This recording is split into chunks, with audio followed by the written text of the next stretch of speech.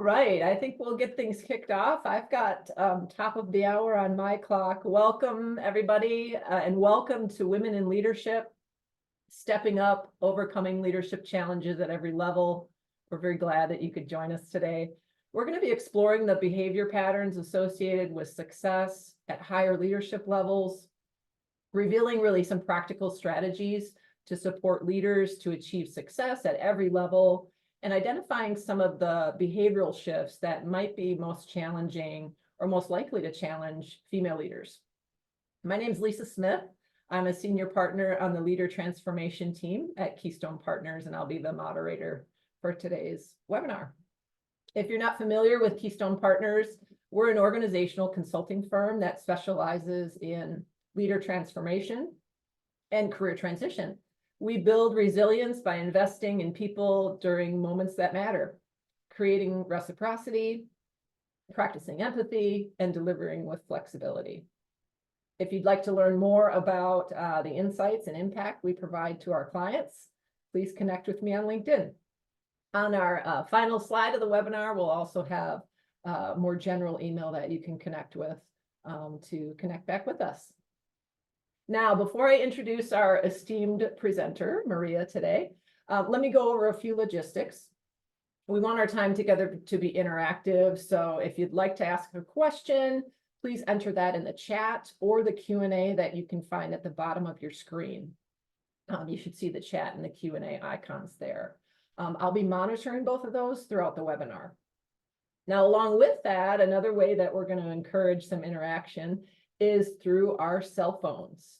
Yes, I did say cell phones. I actually want you to be on your phone during today's webinar. So grab your phone and open your camera, and I want you to hold it in front of the QR code that you see on the screen. And once you do that, you should see a small link that pops up. So tap that link, and the next screen that you should see will have a thumbs up icon in the middle of the screen, and I want you to tap that thumbs up icon. Now, if for some reason that doesn't work, you can also go to the web address that you see on the screen and type in the code. So it looks like we're having lots of success so far. I'm seeing lots of thumbs up joining in the corners, so that's perfect. So once you tap that icon, that thumbs up icon, you're ready to interact. So let me just pause there. I think we've got almost everybody. We're getting there. All right, I'm going to give it a few more minutes, or not a few more minutes, a few more seconds. We've also put in the chat the web address as well as the code in case you're having issues, or if we have anybody logging in late or later. So, all right, slowly climbing. Give it a few more seconds. We want to hear from you, so we want to make sure you log into that platform. And we're going to do some interacting on the front end, and we're also going to come back to this at the end of our discussion. So, all right, so we've got, I think, enough folks that are logged in. So our first question of the day is, where are you calling in from? We'd love to know where you're dialing in from today. State in the US, province, city, whatever you prefer. Let's see where folks are calling in from. Massachusetts, Denver, Colorado, New York, New Hampshire, Oklahoma, Wisconsin. All right. I'm also in Wisconsin today. All right, a few more. Lots in Massachusetts, Utah, Atlanta. All right, keep them coming. Looks like we've got East Coast, Midwest, a little bit further west as well. All right, thanks everybody. So and one more question that we have for you, and that is, what interests you about today's topic? What really drew you to wanting to attend? What are you hoping to find out? So what interests you? There should be just a box that pops up on your screen where you can type in your answer. All right, interested in the research. Awesome. We're going to share a lot of that today with you, so that's great. All right, more on the research, unique challenges specifically to women, newer manager, that's great. Want to arm yourself with lots of resources, tips on behavior, interested in learning, looking at all the responses popping up on my screen over here. Helping new managers, excellent. You're a newer director. Let's see, scroll down for a few more. Creating a tribe, I love that. Camaraderie, continuing to encounter challenges as a female. Totally understand that, yeah. Let's see, what else? Breaking barriers for women in leadership. Empowering other women. All right, this is all great stuff. Growing in your role, becoming more interested in the importance of the topic. All right, coaching new female leaders. That's great. Seeing a lot of variety here. So love it that you're here today. We're certainly gonna touch on a lot of these interest areas that you have. Please make sure that, as you have questions that come up during the presentation, you put those in the chat or put those in the Q&A. As I said, I'll be monitoring that. But thank you for all of that. At the close of the session, we're going to circle back to this and engage in some live crowdsourcing. So I want you to stay logged in your phone, but you can set that aside for now. But now it's my pleasure to introduce Maria Brown from MRG. The Keystone team is really has appreciated our longstanding partnership with MRG, and I'm going to stop sharing as I go ahead and introduce Maria, and she can get her slides ready. So Dr. Maria Brown, she's the head of research and education at MRG. Maria is passionate about understanding human behavior and helping people reach their potential. Maria's research explores contemporary themes in leadership, motivation, and professional development, including self-confidence, diversity and inclusion, gender, and generational dynamics. She regularly presents on these key topics to a variety of audiences around the world. Her research has been published in Coaching Perspectives magazine, the Association for Talent Development magazine, and several scientific journals. In her role as head of education, Maria leads a team that spans various departments at MRG, and they use their collective expertise to create engaging educational experiences that prepare practitioners to effectively use their assessments. Maria's research on educational practices for adult learners was recognized by the Society for the Teaching of Psychology, and she continues to support an evidence-based approach to education and training. Maria holds a BS in psychology from the University of Massachusetts, Boston, and MS and PhD degrees in psychology from Vanderbilt University. She's been with MRG since 2017.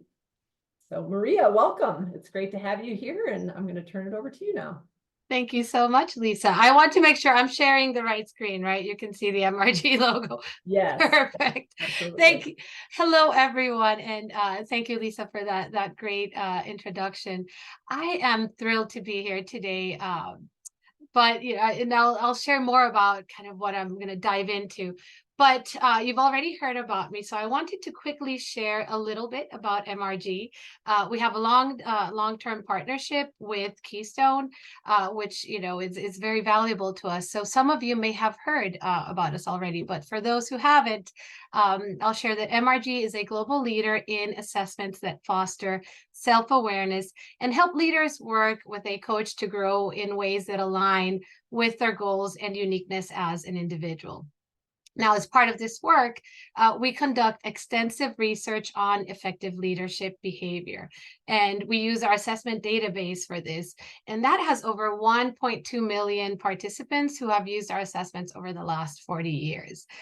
We feel privileged to be able to share those insights with leaders and coaches to help make the workplace better for everyone, whether or not you're using our assessments, right? We really want to disseminate this information and make sure that people who can use it have access to it. I'm really excited that we seem to have a mix of coaches and leaders here today, and this research will apply in both of those cases. I think it's easy to apply from either perspective. So what am I going to talk about today? So with every promotion or advancement at work, there is, usually celebration. It's a success, but it's also important to consider the what happens now. How do I remain effective now that I've been given this opportunity? And so I'm going to answer those questions for us today using real leader data. First, we're going to look at why rising leaders are stumbling nowadays. Then I will take a research-based approach to looking at insights for managing the transition moments as leaders move up the ranks. And then finally, we'll consider some gender differences to help us understand what these coaching insights might mean for women leaders in particular. So let's jump right in. Expectations for promotion, usually, within 1 to 2 years, are pretty high, especially when you look at millennials and Gen Zers. But they happen across the board, not just those two generations. And the problem is that many are unprepared, and it's not their fault, not necessarily their fault. A large portion of managers surveyed by different research groups, as you can see here, report not feeling confident in their ability to perform important leadership tasks such as employee development. And unfortunately, some of this comes from a lack of training or insufficient or inadequate training. So what's that leading to? What we're seeing is that a lot of leaders are failing. According to this Gartner study, 50 to 70% of senior executives fail within the first 18 months. I mean, that's a substantial number. And why is this happening? Many of them are missing important skills. They may be unaware of what they need to do to be effective. They may not know how to adapt to a new role or to the expanded scope and scale that comes with the promotion. Some are not well versed on the organizational culture or stakeholder expectations, and so on and so on. Right. So what do we do?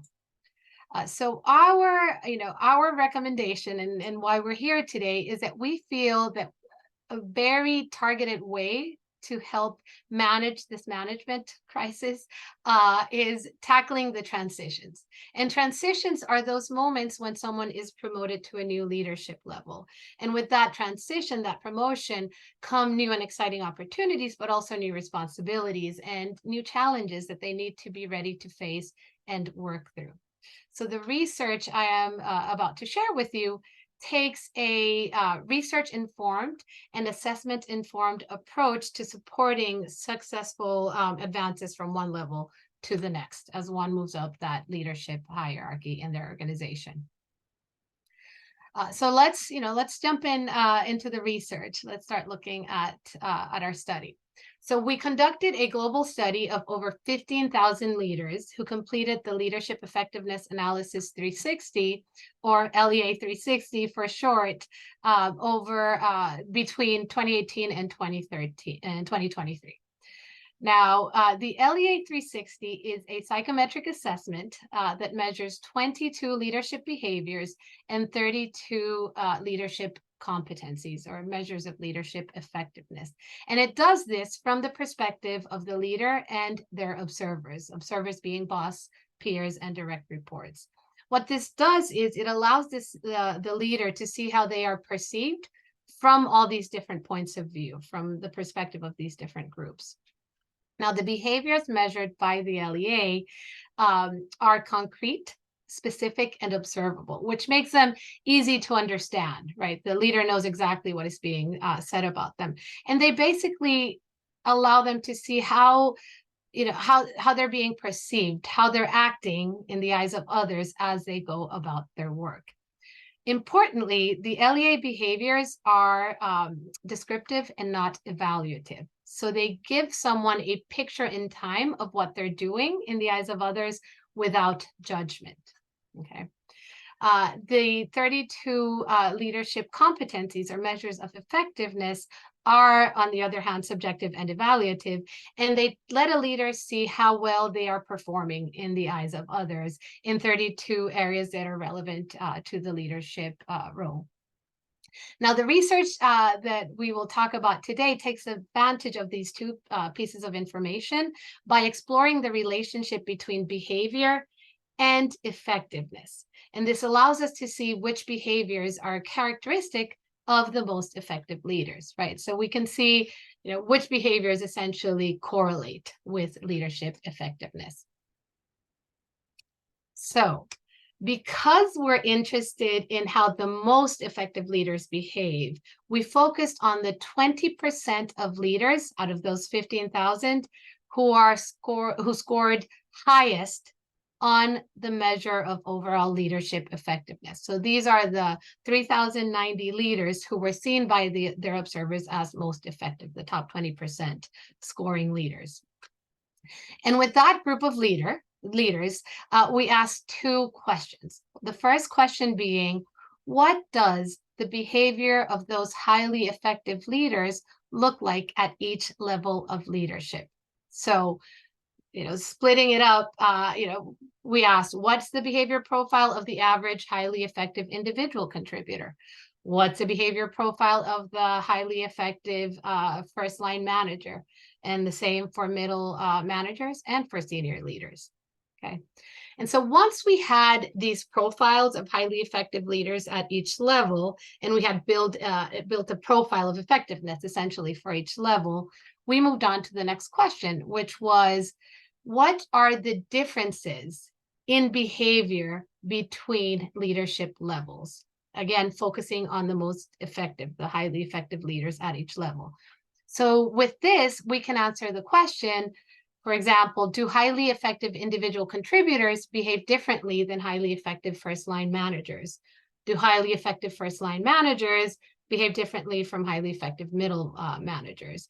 And so it is these differences between those adjacent levels of leadership that allow us to see what behavioral shifts or how behavior might need to change to ensure that a leader who was successful at one level remains successful at the following level.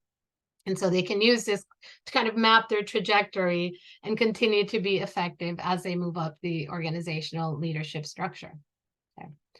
So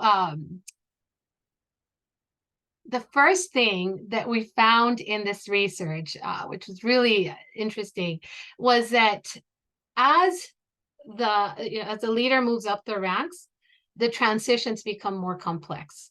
And what that means is that the number of behaviors that need to shift in order to remain effective goes up and up and up, right? So it's 4 for the first transition from individual contributor to first line manager, 9 for the following transition, and then a whopping 13 behaviors need to shift as someone moves up that final transition to senior leader. Okay, so today, what I really want to focus on is that most challenging transition, right? That transition from middle manager to senior leader. So, okay. There we go. So there are 13, as you saw before, key behavioral shifts for ensuring that a rising senior leader who was effective as a middle manager continues to be effective as a senior leader. Now that's 13 out of 22 behaviors that are measured by the LEA. So more than half of leadership behaviors need to shift at this level. I mean, that's quite the task. Now, of those 13 behaviors, 7 require a reduction in emphasis or a reduction in use, right? Using the behavior less than they were doing when they were effective middle managers. And so here are those 7 behaviors. As someone moves to senior leadership and they want to remain effective, they need to consider spending less time on cooperation and putting the team's interests first, before their own. Instead, they should be making sure they don't lose sight of their agenda and the goals that they've set for the team and for themselves. They need to be less deferent to authority. Now, instead of relying on more senior leaders for guidance, they need to rely on themselves as the source of guidance and and direction for others, right? Now they're senior leadership, right? They should be providing that guidance. They should be considering spending less time on structure and precision, and instead of focusing on the details, considering perhaps the bigger picture wins, and the balance between perfect and done. And of course, they can delegate tasks that require a lot of precision and time that they may not have. But I'll talk more about delegation in a few minutes. They should be less reliant on using their own technical or specialized knowledge, and instead make room for using other people's technical expertise. As a senior leader, the focus should be more on integrating information rather than considering yourself the source of, of information and the source of expertise.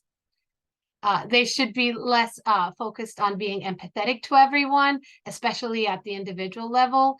It can be overwhelming to support everyone.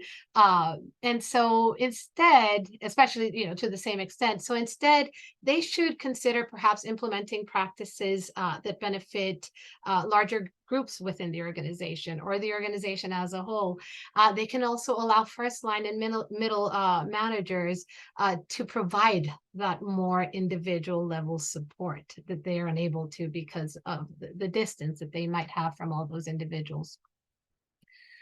They should spend less time ensuring that everyone is up to date on everything, maintaining open lines of communication with everyone, and instead rely on the chain of command, right? The organization has a chain of command that can achieve this. So instead, make sure that information is shared with those who need it and those who can move it forward as needed, and kind of disseminate it throughout the organization. Lastly, they need to consider being less conservative and cautious in decision making. And so this opens things up for thinking outside the norm, right? Challenging the way that things have always been. Okay, so these are 7 behaviors that transitioning senior leaders should consider reducing. What's great about that is that it leaves room for emphasizing other behaviors, right? And so there are actually 6 behaviors they should consider turning up the dial on in order to remain effective.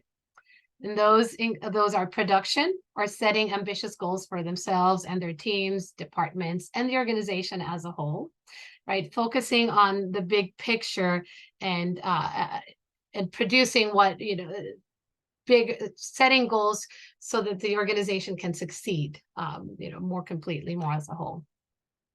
Being more persuasive, being more influential, and able to convince people of the merits of a position that they hold. They should be spending more time showing more of a management focus, taking command, taking charge, being the one who guides others, the one who is influential within the organization. They should be spending more time being assertive and dominant. Now, dominant sounds like, not a great word, but it actually has to do with being, with pushing what they believe in, what they know is going to benefit the organization. They need to delegate more. I said I was going to talk more about this because their primary responsibility is at a higher level and they cannot do everything, right? They should spend more time being innovative and feeling they can't do everything. So they need to figure out who in their organization can help them achieve the goals by distributing the work. And then finally, they need to be more innovative, spend more time, figuring out what needs to be challenged in terms of traditions. What are some outdated assumptions that we're still following, and push to change those as needed. So the bottom line, right, if we put this all together, is that for new senior leaders, there are higher stakes. Their influence is one to many. They oversee more at a greater distance. So it's important to stay at the executive level and maintain that broader view of what's going on.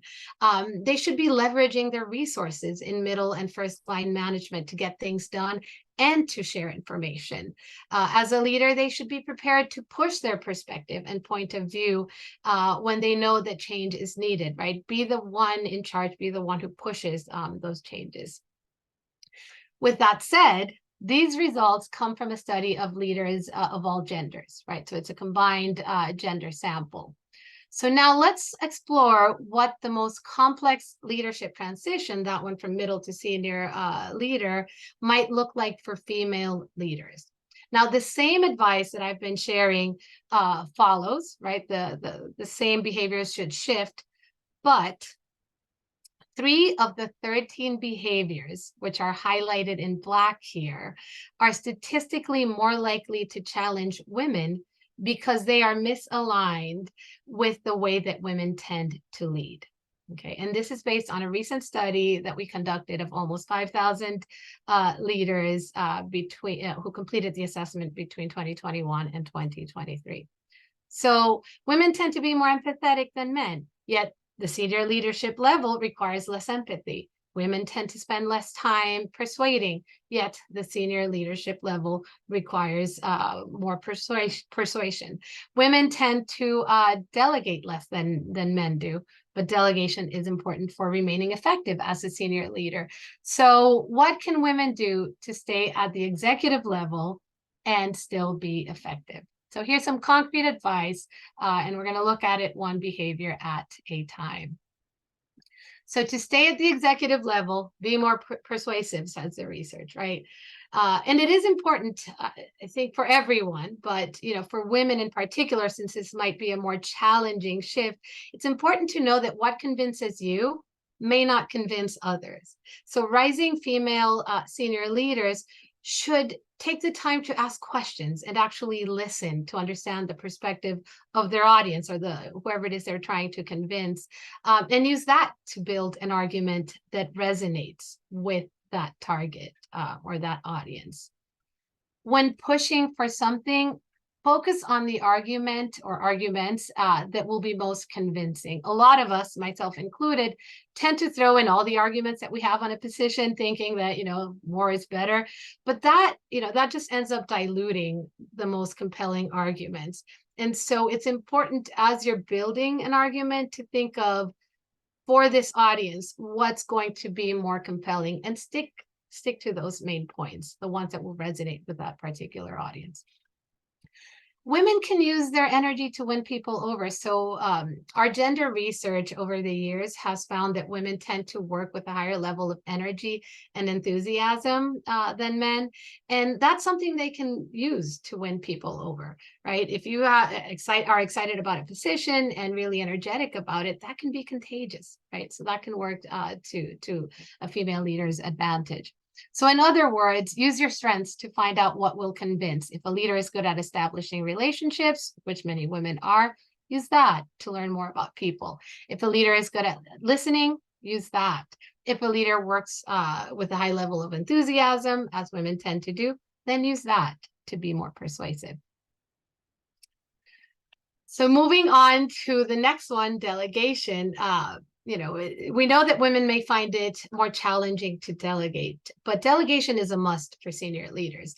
A lot of research has shown that shared leadership is a necessity, right? The hero leader doesn't exist, and one person cannot do it all. So this is absolutely a must.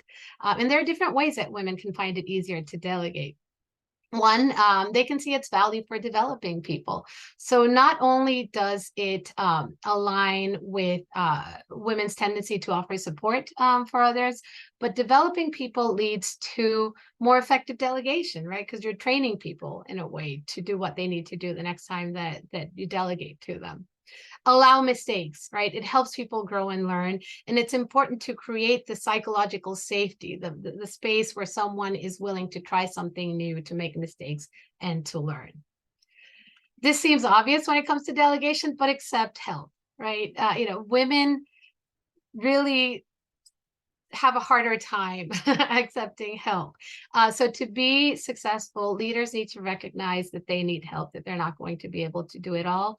And it can be difficult to determine where you might need help or where they might need help. So senior leaders should be reviewing their workload.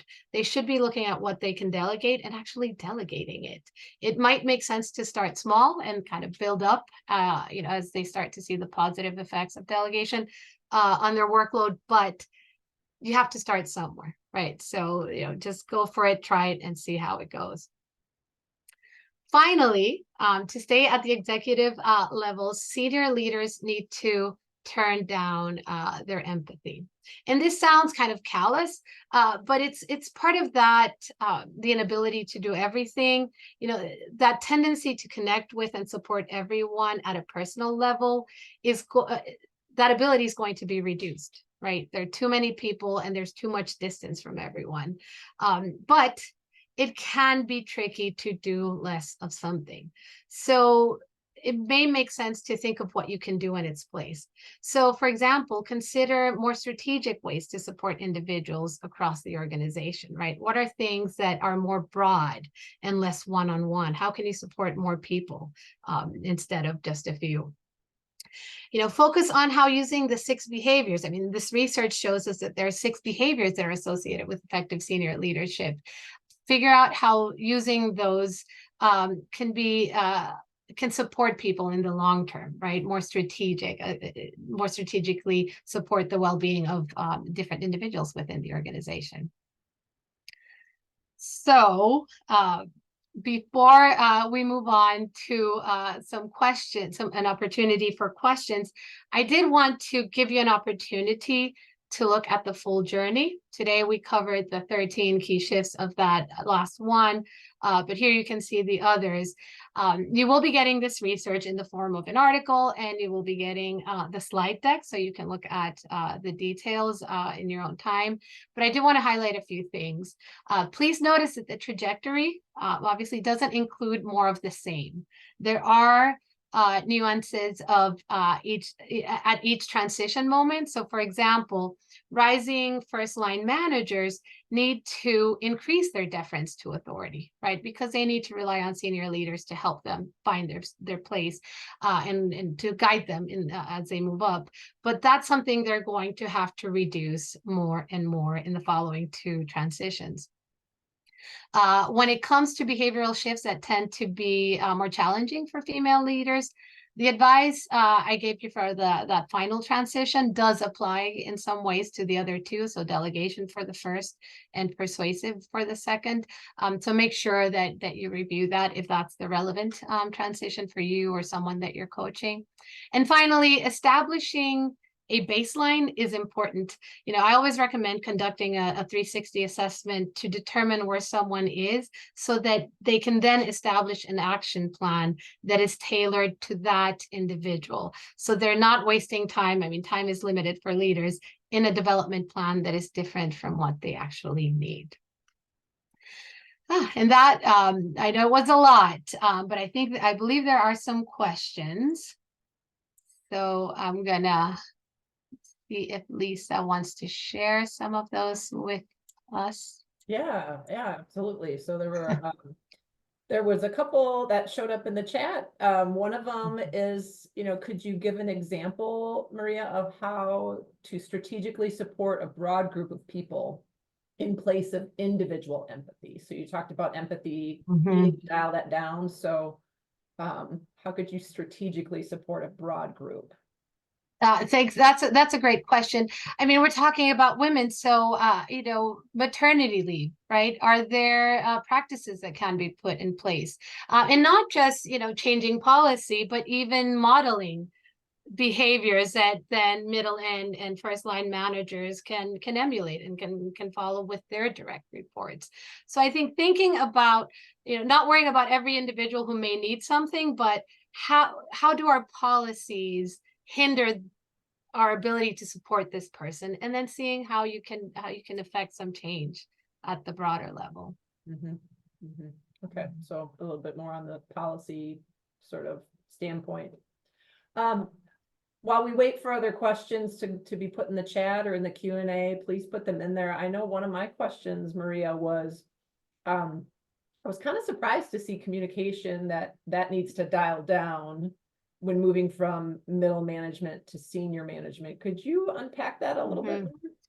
Yeah, so that's I'll stop sharing so we can I can see a little better there. The communication has to do with maintaining constantly keeping people informed, like constantly informed about what's going on. It does involve establishing expectations and then following up and making sure that people know where things stand. It becomes harder to do when you're managing more, more departments, when you're overseeing more of the organization.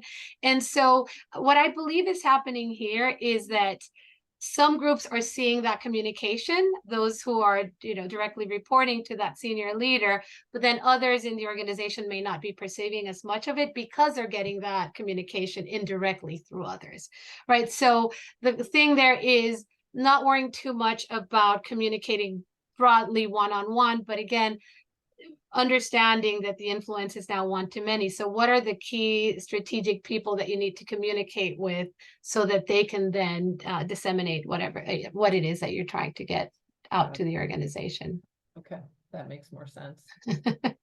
All right, we want to open the floor to others if you have any other questions. I know there was one person that put in the chat that, do you have a full journey slide to articulate the data? And I think that was put in the chat right before you showed that slide that has all of the behavioral shifts on it. Yeah, so. And the article that you guys will be sending out to everyone does go into more detail for all of the transitions. Yeah. Absolutely. So another question came into the chat here. How do you recommend women leaders stay in the conversation when being overshadowed / interrupted by men in larger meetings? So that's a huge question. I keep thinking to there's we have this research on self-confidence, right? And it's something that men tend to feel more of than women men tend to feel more self-confident. But what's really interesting is that when we ask observers what they perceive in terms of self-confidence, they see no difference. To them, women and men are equally self-confident. And so one thing that might help women leaders is recognizing that their perception of, how self-confident they feel may not affect how others see them, right? So does that give you permission and in a way, a little bit more confidence to speak up and to say, excuse me, I was trying to finish, I'm talking right now. So keeping in mind that people see you as a self-confident and valuable contributor to the group, try to be more more direct and try to stand your ground and make sure that that you're not letting others kind of push you back.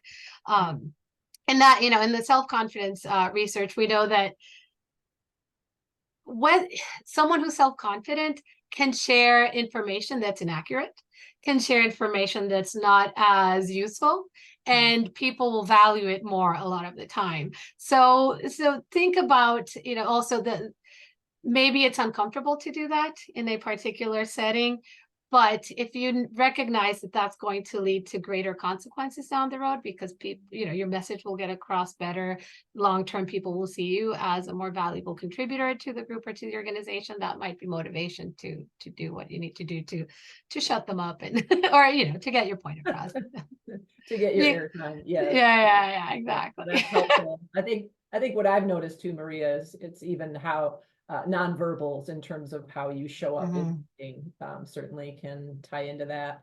Let's do one more question that is in the Q&A, and that's your advice seems to be to recommend either emphasizing or de-emphasizing certain behaviors after the transition rather than adjusting the behaviors situationally as needed at the new level. So can you speak to right, there's emphasis and de-emphasis kind of in general, but then there's yes, that's a great question. So the reality is leaders need to use these 22 behaviors I mean, it's impossible to turn the switch off on something. So, right. So we might say empathy needs to be dialed down. It doesn't mean turn it off, right? When it's too cold in your house, you don't turn the air conditioner off. You turn down the, or turn up the temperature and wait and see what happens. And so it's about overall reducing your emphasis, but there will still be situations where that behavior will be needed. I think what might be useful is, as you think about this, because it's easier to see them now that you're aware of them, think about whether it was necessary, right? Did I have to do that? Did I not? And then an experiment with reducing it the next time you're in the same situation. Yeah, yeah, great. Well, what I'm going to do is this has been just a really helpful presentation of the data, Maria. Thank you for doing that. I'm gonna move to sort of the last segment of the webinar, and that is to do a bit of crowdsourcing with each of you. So let me know, Maria, can you see my slides? Yes, I can. Okay, perfect. So thanks everybody for joining us today. Where do we go from here? So I've still got it on my last slide that we had it before. I'm going to advance here, but if you a few people are already responding to this question, but we're thinking about the possibility of offering a leadership development experience next year. And we want to get your input. So we want to do some live crowdsourcing here. So if you've logged out of Mentimeter, I want you to log back in. You can see the web address at the top and the code.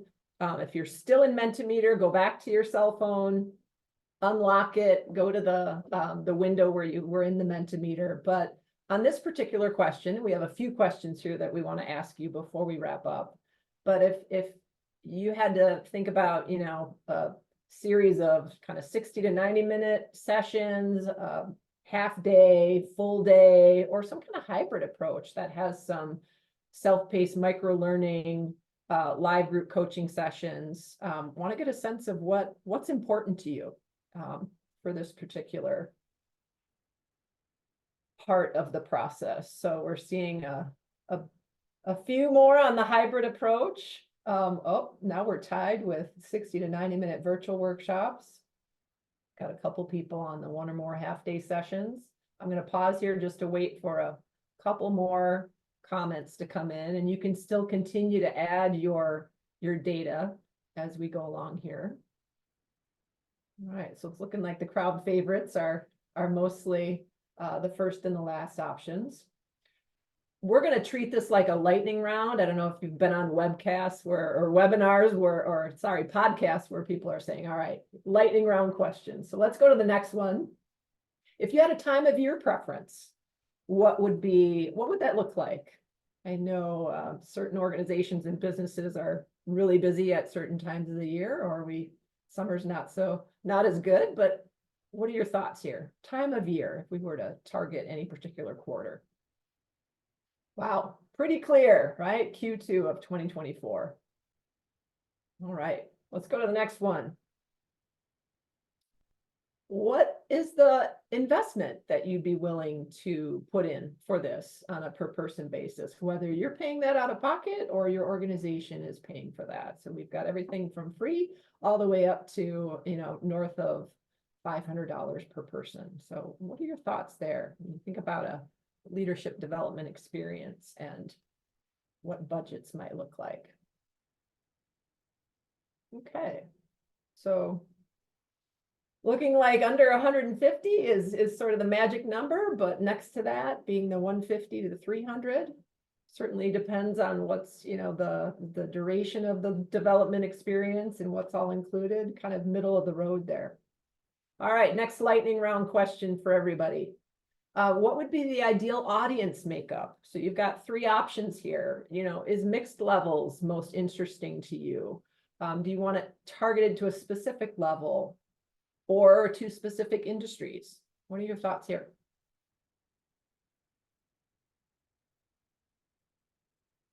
Okay.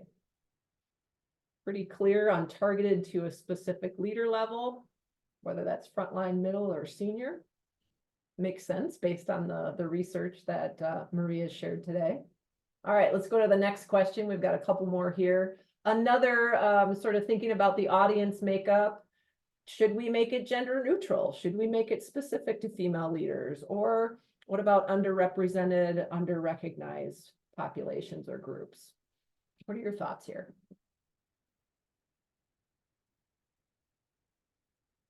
It's always fun to see this build live, right? You could sort of like the neck and neck race. We're seeing gender neutral and female leaders as the most popular options. All right, a couple more questions here. We want to understand development topics that you might be interested in. So we've got a list here, and really this is indicate on the scale your level of interest. It goes all the way up to 10. So are there certain topics that not as interested in that? You might want to tap the screen and mark that as a 2. Other topics that you think are pretty critical, you can tap the screen at the top of the scale on your phone in terms of, yeah, this one is very important to me, or somewhere in between. So let's get your thoughts. All right, so far leadership presence and confidence is a big favorite. All right. Gonna watch it build for a little bit as you respond. We did, of course, want to start with what we thought were the most important topics. So it's good to see that those are resonating with a lot of you. All right, so you can continue to enter your responses, even though I am going to advance to the next slide. What program elements should we consider including? So we know that different modes, different mediums can be really helpful. So is it group workshops? Is it coaching individually? Is it development planning support, assessments, micro-learning of some sort? So again, indicate your degree of importance on each of these elements. And I'll pause here to continue to get some more input.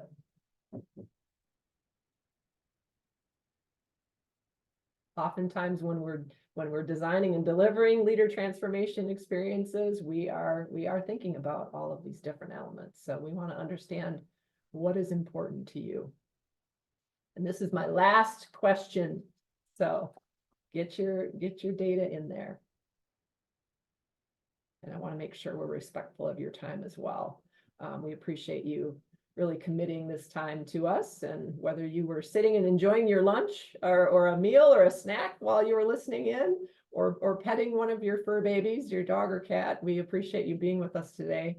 I have one more question. All right, so it's an open-ended question. So if there's anything else that would be good for us to consider that maybe I haven't asked about, or we haven't asked about in the crowdsourcing questions, feel free to type that into the open box on your screen. And while you do that, I just want to thank everybody for joining us today.